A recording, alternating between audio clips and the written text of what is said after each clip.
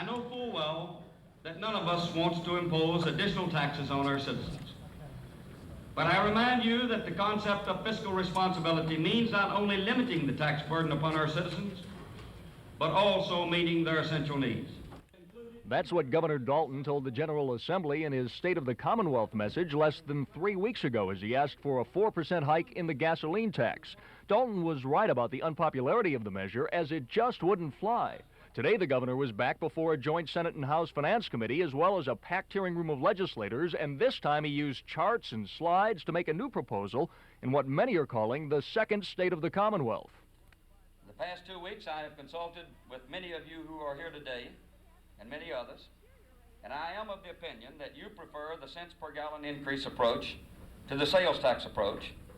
And in the spirit of cooperation which I mentioned in my address on January 9th, I am having a bill introduced today which will raise the current tax by 4 cents per gallon. Dalton says that measure, which was introduced by Fairfax Republican Vincent Callahan, will give the State Highway Department just the bare minimum amount of money it needs to maintain roads and vital projects.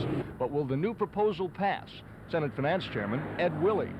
Well, these are determinations that I can't make right here on TV. These are things that you have to look at very closely, so don't ask me those kind of questions. Off camera, the testy finance chairman said Dalton will have a rough time getting 4 cents. House Finance Committee Chairman Archie Campbell apparently agrees. If I had to guess, I'd say the maximum would be 2 cents, but it might be 1 cent, might be 1.5 cents this year.